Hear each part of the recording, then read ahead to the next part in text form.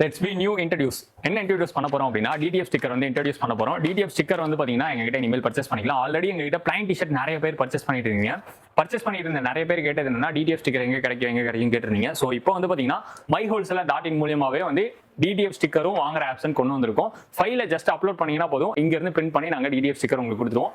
இந்த மாதிரி பிரிண்டை ரெடி பண்ணி உங்களுக்கு டேரக்டா வந்துடும். அதுக்கப்புறம் நீங்க ஈஸியா பிரிண்ட் பண்ணி செல் பண்ணிக்கலாம். ஸோ எப்படி வந்து டிடிஎஃப் ஸ்டிக்கர் ஆர்டர் பண்றது அப்படிங்கிறத வீடியோவில் ஃபுல்லாக சொல்றேன். ஒரு ஃபைல் வந்து எப்படி கிரியேட் பண்ணுறது அப்படிங்கிறத நான் சொல்கிறேன். கேன்வா, ஃபோட்டோஷாப், இல்லுஸ்ட்ரேட்டர் இந்த மாதிரி சாஃப்ட்வேர் மூலியமா எதில் வேணாலும் நீங்கள் அந்த மாதிரி ஃபைலை வந்து கிரியேட் பண்ண முடியும். இங்கே வித் வந்து பார்த்தீங்கன்னா 23 வச்சுக்கோங்க, ஹைட் வந்து பார்த்தீங்கன்னா 39 அப்படிங்கிறது வச்சுக்கோங்க. இதுதான் வந்து பார்த்தீங்கன்னா 1 மீட்டர். இன்ச்சஸில் வச்சு நீங்கள் கிரியேட் கொடுத்தீங்க அப்படின்னா ஒரு ஆர்ட்போர்டு வந்து கிரியேட் ஆயிரும். இந்த ஆர்ட்போர்டுக்குள்ள உங்களுக்கு தேவையான என்னென்ன ஸ்டிக்கர்ஸ் வேணும், என்னென்ன டிசைன்ஸ் வேணுமோ அந்த டிசைன்ஸ்லாம் நான் இப்போ செட் பண்ணியிருக்கேன். பார்த்தீங்கன்னா இந்த மாதிரி செட் பண்ணிக்கோங்க. உங்களுக்கு வந்து பார்த்தீங்கன்னா A4 சைஸில் வேணும் அப்படின்னா A4 சைஸ்க்கு தகுந்த மாதிரியான ஸ்டிக்கர் வந்து உள்ள வச்சு நீங்கள் வந்து செட் பண்ணிக்கோங்க. நெக்ஸ்ட் A5 சைஸில் வேணும் அப்படின்னா A5 சைஸில் என்ன டிசைன் நினைக்கிறீங்களோ அந்த டிசைனை A5 சைஸில் வச்சுக்கோங்க. A3 சைஸில் வேணும் அப்படின்னா A3 சைஸ்க்கு என்ன ஸ்டிக்கர் வேணுமோ, என்ன டிசைன் வேணுமோ அதை வந்து ஃபிக்ஸ் பண்ணிக்கோங்க. இப்படி உங்களுக்கு தேவைக்கேற்ப என்னென்ன டிசைன்ஸ் வேணுமோ எல்லா டிசைன்ஸுமே வந்து பார்த்தீங்கன்னா 23க்கு 39 அப்படிங்கிறது 1 மீட்டர். அந்த 1 மீட்டருக்குள்ள நீங்கள் வந்து வச்சுக்கோங்க.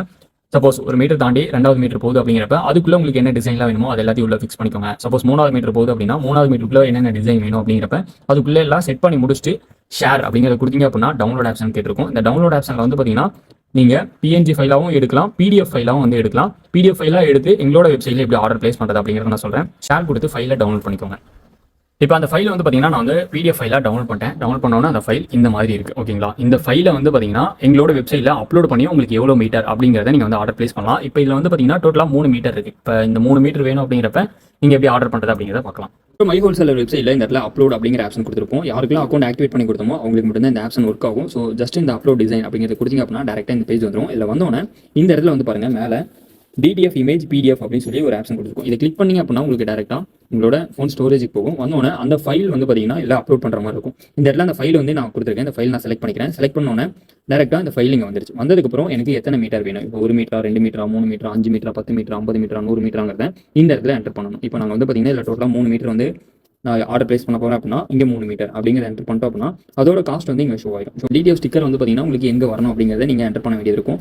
இந்த இடத்துல name, mobile number, address, city, state, pincode இது எல்லாத்தையும் செலக்ட் பண்ணிக்கோங்க. செலக்ட் பண்ணிட்டு கீழே QR கோடு கொடுத்துருக்கோம். இந்த QR கோடுக்கு அண்ட் ஜிபே நம்பர்லாம் கீழே கொடுத்துருக்கோம். அந்த நம்பருக்கு பேமெண்ட் பண்ணிட்டு நீங்கள் வந்து இதெல்லாம் ஃபில் பண்ணி முடிச்சுட்டு பேமெண்ட் பண்ண ஸ்க்ரீன்ஷாட் எடுத்து இங்கே அப்லோட் பண்ணிடுங்க. அப்லோட் பண்ண உடனே அடுத்து உங்களோட PDF ஃபைலும் வந்து பார்த்தீங்கன்னா அப்லோட் ஆகும்.